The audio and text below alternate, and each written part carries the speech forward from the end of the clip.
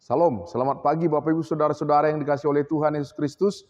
Pagi hari ini saya mau mengajak kita untuk masuk dalam renungan firman Tuhan. Mari kita mengawalinya dengan berdoa. Kita berdoa. Pujian dan syukur karena Tuhan yang begitu baik dalam kehidupan kami, memelihara dan menyertai kami. Terlebih-lebih kami yang hendak membaca dan merenungkan firman-Mu. Roh Kudus kiranya memberikan kami hikmat dan pengertian. Di dalam nama Tuhan Yesus Kristus kami berdoa. Amin.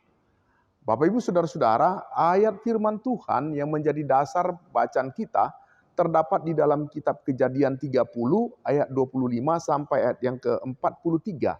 Dan ayat yang menjadi dasar renungan pada ayat 43a. Bunyi firman Tuhan demikian. Maka sangatlah bertambah-tambah harta Yakub. Dari ayat ini saya mau mengambil tema hidup yang diberkati oleh Tuhan. Bapak Ibu Saudara-saudara yang dikasihi Tuhan Yesus Kristus, hari ini kita akan menggali pemahaman kita tentang bagaimana Allah memberkati hidup kita walaupun dalam situasi yang sulit. Melalui kisah ini, kitab Kejadian 30 ayat 25 sampai 43, kisah ini memberikan wawasan yang mendalam kepada kita tentang bagaimana hidup kita dapat diberkati oleh Allah. Bapak Ibu Saudara-saudara, bertahun-tahun Yakub bekerja bagi Laban tanpa upah. Hanya karena dia telah berjanji untuk mengabdi demi mendapatkan istrinya. Yakub telah memperkaya Laban dengan jerih lelahnya, memelihara ternak Laban, sehingga ternaknya dapat berkembang biak berkali-kali lipat. Yakub menjalani perjanjian dengan Laban yang melibatkan syarat-syarat tertentu dalam pelayanannya. Meskipun Laban seringkali berubah pikiran, menyalahgunakan perjanjian, bahkan berkali-kali berusaha menipu Yakub dengan mengubah-ubah persetujuan mereka. Tapi ternyata Yakub tidak berputus asa. Yakub tetap setia dalam memenuhi bagiannya. Ketatannya ini mencerminkan kesetiaan dan integritasnya dalam menjalani komitmen yang sudah dia buat. Dia menggunakan hikmat dan bekerja keras untuk tetap berjuang dan memperjuangkan apa yang menjadi haknya. Peristiwa ini mengajarkan kepada kita pentingnya memiliki ketekunan dan hikmat dalam menghadapi cobaan hidup. Dalam kisah Yakub ini, kita melihat kombinasi kerja keras dan kesetiaan dalam melayani. Pengabdian Yakub yang begitu besar dalam menerima perlakuan yang tidak adil yang dialami. Tetapi tetap saja dilakukan oleh Yakub dengan tekun untuk memenuhi apa yang sudah dia janjikan kepada Laban. Ini mengajarkan kepada kita bahwa ketika kita mendedikasikan diri untuk bekerja dengan tekun dan dengan setia dalam melayani, Allah akan memperhatikan dan memberkati usaha kita. Meskipun terus berjuang dan menghadapi ketidakadilan, Yakub tetap setia kepada panggilan dan janji Allah yang akan memberkatinya. Ini mengingatkan kita bahwa dalam menghadapi cobaan, kita harus tetap teguh dan setia kepada Tuhan. Dan di akhir pengabdian Yakub memohon pamit kepada Laban untuk kembali ke tanah asalnya, untuk membangun rumah tangganya sendiri. Namun Laban menahan Yakub demi untuk memanfaatkan dan mencari keuntungan bagi dirinya.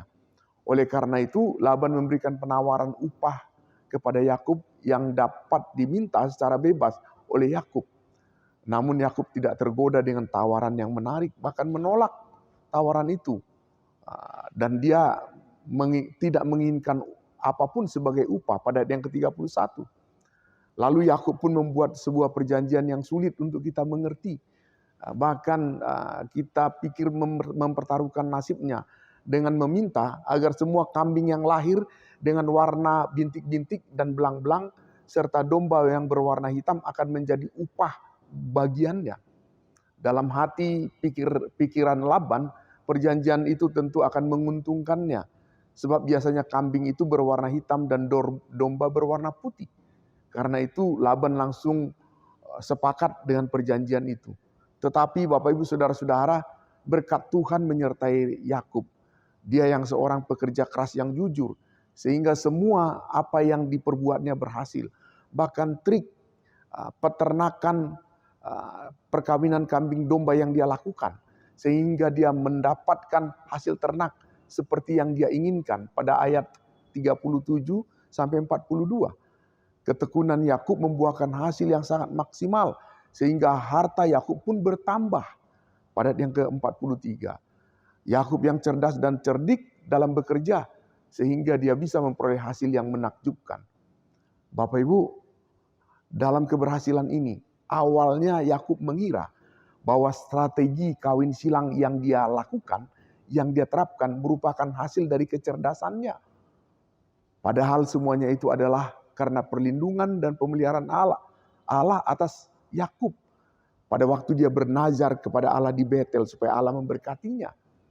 Yakub pada akhirnya tidak menganggap bahwa keberhasilannya semata-mata hanya karena kecerdasannya dalam bekerja. Dia memiliki keyakinan bahwa Tuhanlah yang membuat dia berhasil. Dalam Kejadian 31 ayat 9. Di sini kita dapat melihat bahwa keberhasilan seseorang bukan hanya terletak kepada kerja kerasnya, tetapi pada Allah yang adalah sumber berkat yang memberikannya.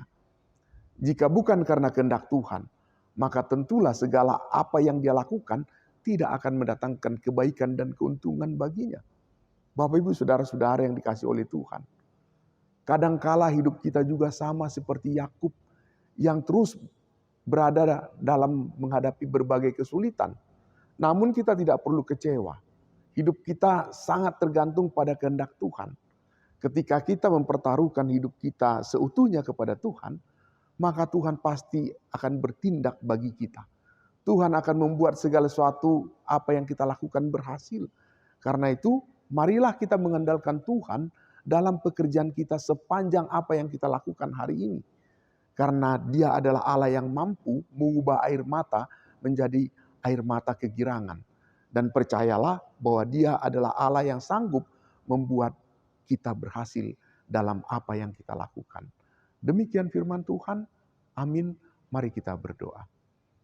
Firman-Mu yang kembali memberikan hikmat kepada kami, bahwa segala suatu keberhasilan apa yang kami kerjakan hanya terletak di dalam penyertaan Tuhan. Di dalam nama Tuhan Yesus Kristus kami berdoa. Amin.